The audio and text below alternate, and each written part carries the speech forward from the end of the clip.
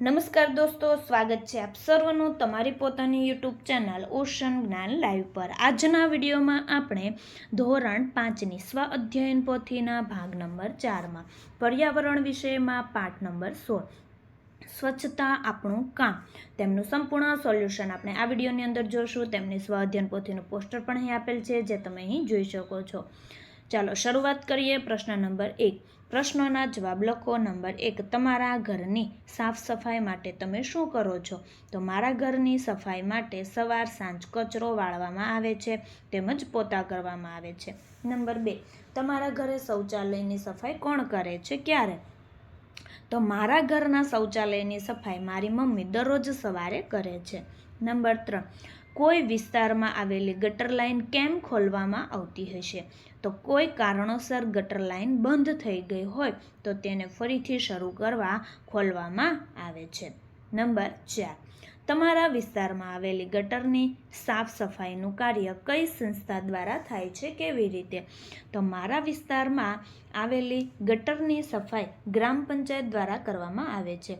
તેઓ મશીનરીનો ઉપયોગ કરીને સફાઈ કરે છે।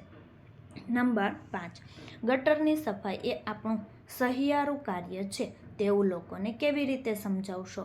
તો જવાબ આવશે, આપણે સૌ ગટરનો ઉપયોગ કરીએ છીએ તેની સફાઈ કરવાની જવાબદારી પણ આપણી છે તેવું સમજાવીશ।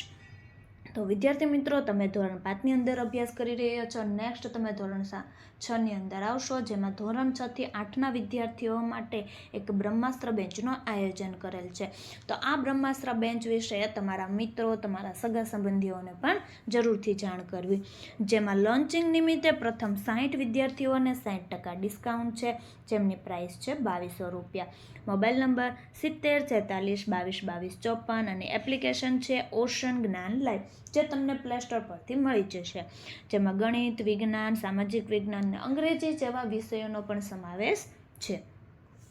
પ્રશ્ન નંબર 2, તફાવત લખો। જોઈએ પોતાના ઘરની સ્વચ્છતા અને જાહેર સ્થળોની સ્વચ્છતા। પહેલો મુદ્દો, પોતાનું ઘર સ્વચ્છ હોય છે જ્યારે જાહેર સ્થળો ગંદા હોય છે। બીજો મુદ્દો, ઘરની સ્વચ્છતા ઘરમાં રહેતા સભ્યો દ્વારા કરવામાં આવે છે, જ્યારે જાહેર સ્થળોની સ્વચ્છતા કરવા માટે સફાઈ કામદાર રાખેલા હોય છે।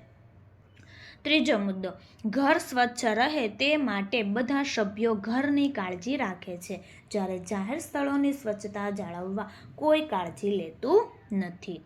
પ્રશ્ન નંબર 3, ખોટો શબ્દ છેકી નાખો। નંબર 1, તળાવના પાણીનો ઉપયોગ પીવા કે ખેતી માટે કરી શકાય, તો પીવા ઉપર છેકો।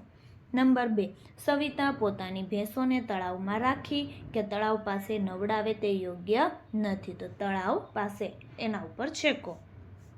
નંબર 3, પોતાના નખ કાપવા એ સામૂહિક કે વ્યક્તિગત સ્વચ્છતાની બાબત છે, તો સામૂહિક ઉપર છેકો। નંબર 4, આપણે રોજિંદી વપરાશની ચીજ વસ્તુ સાફ કરીને કે ગમે તેમ ઉપયોગ કરીશું, તો ગમે તેમ ઉપર છેકો।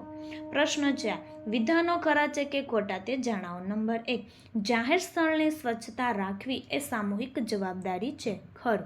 નંબર 2, સ્વચ્છતા અભિયાન એ સરકાર દ્વારા ચાલતો કાર્યક્રમ છે, ખરું। નંબર 3, થાળીમાં ભોજન હેઠું છોડવું એ સારી ટેવ ગણાય, ખોટું।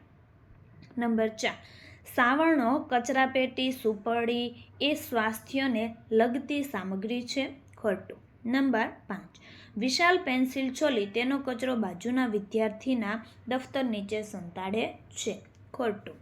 પ્રશ્ન 5, આપેલા વિકલ્પોમાંથી યોગ્ય વિકલ્પ પસંદ કરી ચોરસ બોક્સમાં લખો। નંબર 1, ધાર્મિક સ્થળના અન્ય ક્ષેત્રમાં જમવાના સમયે આ પ્રમાણે વર્તન કરીશું, જવાબ આવશે ડી, આપેલ તમામ। નંબર 2, શાળામાં ચાલતી બાલ સત્સંગ કઈ જવાબદારી સંભાળતી હશે, તો જવાબ આવશે આપેલ તમામ।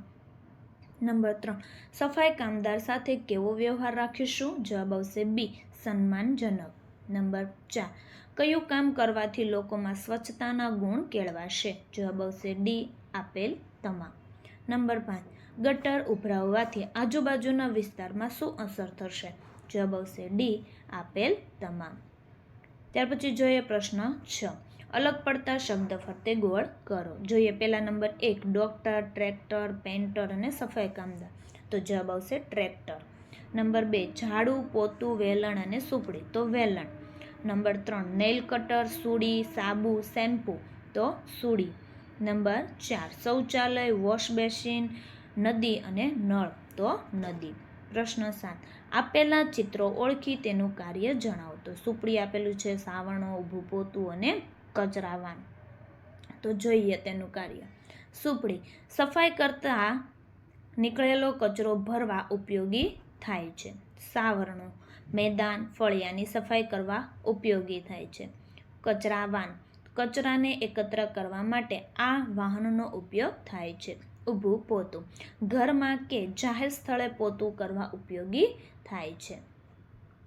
ચાલો ત્યાર પછી પ્રોજેક્ટ વર્ક અહીં આપેલું છે કે તમારી શાળામાં કયા ધોરણના વર્ગખંડમાંથી વધુ કચરો નીકળે છે તે જાણો તથા કારણો નોંધો અને ઉપાય શોધો.